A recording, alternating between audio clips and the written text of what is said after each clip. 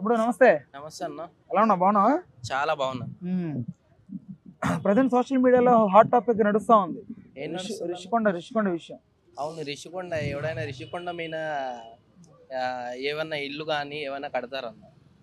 ఇప్పుడు రిషికొండ దగ్గర అంతకు ముందు టూరిజం రిలేటెడ్ గా ఉన్నటువంటి హోటల్ ఏదైతే ఇవన్నీ ఉన్నాయో రిసార్ట్స్, వాటిలన్నిటిని తీసేసి జగన్మోహన్ రెడ్డి గారు ఇప్పుడు కట్టినటువంటి ఏదైతే ఉందో 452 కోట్లతో ఆయన కన్స్ట్రక్ట్ చేశాడు దాన్ని.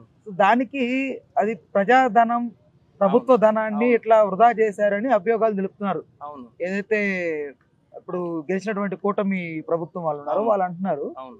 సో దానికి నీకేమనిపిస్తుంది? అది ఏమనిపిస్తుంది అంటే, ప్రజల డబ్బులు ప్రజలకు ఖర్చు పెట్టాలి.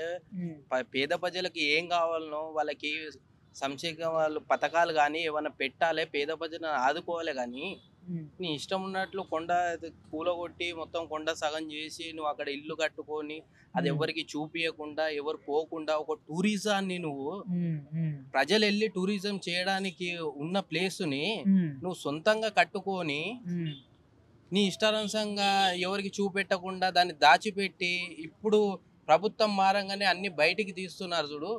వీళ్ళు నాయకులు అంటే, వీళ్ళు మంచోళ్ళు అంటే, వీళ్ళు మంచి చేయడానికి ప్రజలకు మంచి చేయడానికి వచ్చిండ్రు. ఇప్పుడు ప్రజలు అందులోకి వెళ్తుండ్రు. అప్పుడు ఎవరిని అసలు గేట్ దగ్గర గిట రానిచ్చేటోళ్ళు కాదన్నా. అట్లాంటిది ఇప్పుడు వీళ్ళు వచ్చిన తర్వాత అందరు రండి చూడండి ఇట్లా కట్టిండు, మీకు తెలీదు ఇది ఎవరు రానియలేదు అని అట్లా చేసిండు.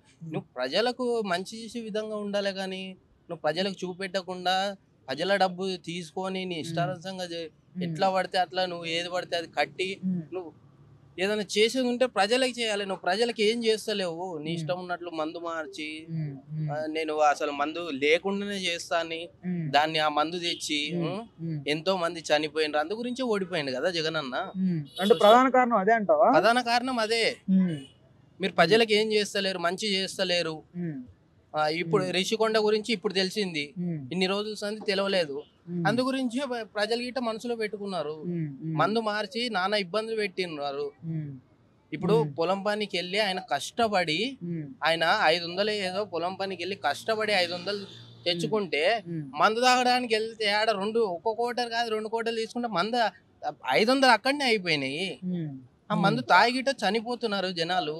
అట్లాంటి మందు అన్న మనకు కావాల్సింది. అక్కడ నుంచి ఆంధ్ర నుంచి ఇక్కడికి వచ్చి తెలంగాణకు వచ్చి ఇక్కడ నుంచి ఎన్నోసార్లు తీసుకుపోయిన సందర్భాలు ఉన్నాయి, దొరికిపోయిన సందర్భాలు ఉన్నాయి. మాకు వద్దురా ఆయన ఆంధ్ర మండు దండం పెడుతున్నాం, ఆ మందే వద్దన్నారు.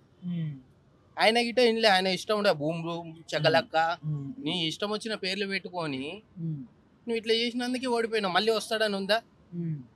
ఓకే, అంటే మళ్ళీ జగన్మోహన్ రెడ్డి గారు నేను తిరుగుతాను జనాల్లో ఉంటాను అని అంటున్నారు. వేస్ట్ అన్న, పార్టీ ఉండదన్న, తీసేస్తారు. పార్టీ అనేది జగన్ అన్న పార్టీ అనేది ఫ్యాన్ కొడుతూ పార్టీ అనేది ఇంకా ఉండదు, అయిపోయింది. రాసి పెట్టుకో, నువ్వు ఇప్పుడు చెప్తున్నా నేను, ఇంకా ఎప్పటికీ పార్టీ ఉండదు. అంటే వేణుస్వామి ఒక ఇంటర్వ్యూలో చెప్పినట్టు 2024 ఎలక్షన్ తర్వాత ప్రధానమైనటువంటి పార్టీలో పార్టీ ఉండదని ఒకసారి అన్నాడు వేణుస్వామి. వాడు పెద్ద వేణుస్వామి అన్నతోటి తెలుసా నీకు? కన్ను ఒక కన్ను ఇటు పెడతాడు, ఒక కన్ను అటు పెట్టి వాడు ఎటు చూసి మాట్లాడుతుండో అర్థం అవుతలేదు.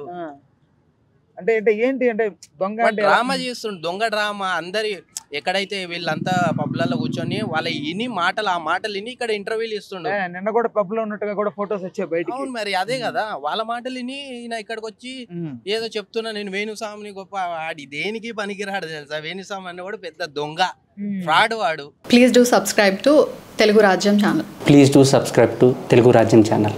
Please do subscribe to Telugu Rajyam channel. Hi అండి, నేను మీ ఆర్పీని, నెల్లూరు పెద్దారెడ్డి చేపల పులుసు ఓనర్ని. మీరు తెలుగు రాజ్యం అనే ఈ యూట్యూబ్ ఛానల్ సబ్స్క్రైబ్ చేసుకుని మంచి వీడియోలతో వస్తారు. Thank you so much. Hi people, I'm Sonakshi Verma and you please watch Telugu Rajyam and please subscribe to the channel.